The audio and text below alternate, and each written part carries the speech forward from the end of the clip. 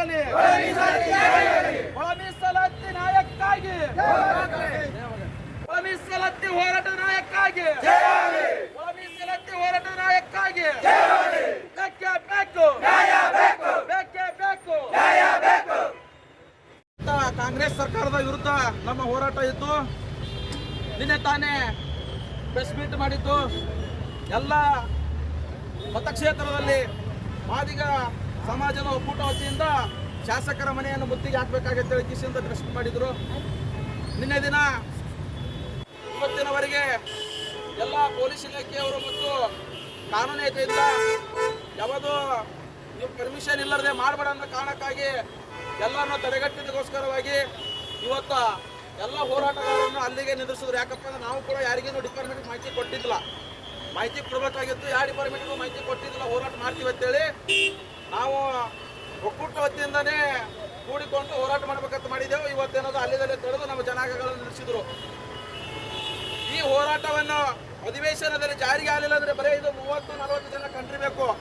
But ಅಧಿವೇಶನದಲ್ಲಿ ಜಾರಿಗೆ ಆಗಲಿಲ್ಲಪ್ಪ ಅಂತಂದ್ರೆ ಇದು 300 ಕೋಟಿ ಗಂಟೆ ಜನ ಬಿಜಾಪುರ ಜಿಲ್ಲೆಯಲ್ಲಿ ಕೂಡಿ ಮತ್ತೆ MLA ಮನೆ ಮುತ್ತಿಗೆ ಹಾಕೋದು ಸ್ವತಃ ಸಿದ್ಧ. ಯಾಕಪ್ಪ ಅಂತಂದ್ರೆ 30 ವರ್ಷಗಳ ಕನಸು ನನಸೇ ಮಾಡಕತ್ತಿಲ್ಲ ನಮ್ದು. ಮಾನ್ಯ ಸಿದ್ದರಾಮಯ್ಯ ಸಾಹೇಬರು ನಿದ್ದೆಯಲ್ಲಿ ಜಾರಿ ನಡೆಸಲಾಗತ್ತ. ನಮ್ಗ ಹಿಂದೆ ಒಂದು ಜನ ತಾವೇ ಸ್ಟೇಟ್ಮೆಂಟ್ ಕೊಟ್ಟರು. ಏನೋ ಸ್ಟೇಟ್ಮೆಂಟ್ ಕೊಟ್ಟರಪ್ಪ ಅಂತಂದ್ರೆ ಹಿಂದೂ ಸರ್ಕಾರ ಬಿತ್ತಲ್ಲ ಅವ್ರದ್ದು. ಆ ಸರ್ಕಾರ ಬಿದ್ದ ಟೈಮ್ದಾಗ ನಮ್ಮ ಸರ್ಕಾರ ಯಾಕೆ ಬಿತ್ತದಪ್ಪ ಅಂತಂದ್ರೆ ನಮ್ಮ ಸರ್ಕಾರ ಒಳ ಮೀಸಲಾತಿ ಜಾರಿಗೆ ಮಾಡಲಾರ್ದು ನಮ್ಮ ಲೋಪದೋಷಗಳಾಗಿ ನಮ್ಮ ಸರ್ಕಾರ ಬಿದ್ದ ಸ್ಟೇಟ್ಮೆಂಟ್ ಕೊಟ್ಟವ್ರು. ನೀವು ಸರ್ಕಾರ ನಿಮ್ಮದಿಯಾದ ನಿದ್ದೆ ಮಾಡತ್ತೀರಿ ಅಂತ ಅನಿಸ್ಲಾಗತ್ತ ನಮಗೆ. ಮನೆ ಸಿದ್ದರಾಮಯ್ಯ ಸಾಹೇಬರು ಇದನ್ನು ಕಟ್ಟನೆ ಎಚ್ಚೆತ್ತುಕೊಂಡು ಆದಿಗ ಸಮಾಜಕ್ಕೆ ಮತ್ತು ಮಾದಿಗ ಒಳಜಾತಿ ಪಕ್ಕದ SC ಸಂಬಂಧಪಟ್ಟಂತ ಎಲ್ಲ ಜಾತಿಗೆ ನ್ಯಾಯ ಕೊಡೋದು ನಿಮ್ಮ ಕೈಯಾಗದ. ಅಹಿಂದ ಅಂತೇಳಿ CM ಆಗಿರಿ, ಅಹಿಂದ ಅಂತೇಳಿ MLA ಆಗ್ತೀರಿ. ನೀವೆಲ್ಲ ನಿದ್ದೆ ಮಾಡತ್ತೀರ ಅನ್ಸಲಾಗತ್ತ ನನಗೆ.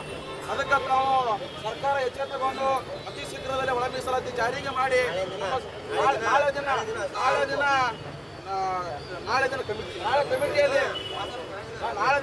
ನಾಳೆ ಕಮಿಟಿಯಲ್ಲಿ ಪಾಸ್ ಮಾಡೋದು ಇದ್ದರೆ ಮುಂದಿನ ದಿನಗಳಲ್ಲಿ ಸರ್ಕಾರಕ್ಕೆ ಎಚ್ಚರಿಕೆ ಕೊಡ್ತೇವೆ. ಈಗಾಗಲೇ ಕೊಟ್ಟಿದ್ದೇವೆ ಮೊನ್ನೆ ದಿನ.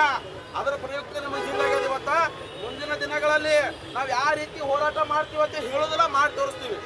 ಮಾದಿಗ ಒಕ್ಕೂಟದಿಂದ ಹೋರಾಟ ಬಿಜಾಪುರ ಜಿಲ್ಲೆಯಲ್ಲಿ ಬಿಜಾಪುರನೇ ಬಂದ್ ಮಾಡಬೇಕು, ಬಿಜಾಪುರ ಅಲ್ಲಿಗೆ ಬಂದು ನಡೆಸಬೇಕು. ಆ ರೀತಿ ಹೋರಾಟ ಮಾಡ್ತೀವಿ ಅಂತ ಎಚ್ಚರಿಕೆ ಮಾತನ್ನು ಹೇಳುತ್ತಾ ಇಲ್ಲಿವರೆಗೆ ನಾನು ಮಾತಾಡೋ ಅವಕಾಶ ಮಾಡಿಕೊಟ್ಟಂತ ಎಲ್ಲ ನನ್ನ ಸಮಾಜದ ಹಿರಿಯರಿಗೂ ಮತ್ತು ಕಿರಿಯರಿಗೂ ಹಾಗೂ ಈ ಹೋರಾಟಕ್ಕೆ ಆಗಮಿಸಿದ ಎಲ್ಲ ಮಾಧ್ಯಮದ ಸ್ನೇಹಿತರು ಹಾಗೂ ಪೊಲೀಸ್ ಡಿಪಾರ್ಟ್ಮೆಂಟದ ಎಲ್ಲ ಪೊಲೀಸ್ ವರಿಷ್ಠ ಅಧಿಕಾರಿಗಳನ್ನು ವಂಚಿಸುತ್ತಾ ನನ್ನ ಮಾತುಗಳಿಗೆ ವಿರಾಮ ನೀಡುತ್ತೇನೆ. ಜೈ ಭೀಮ್.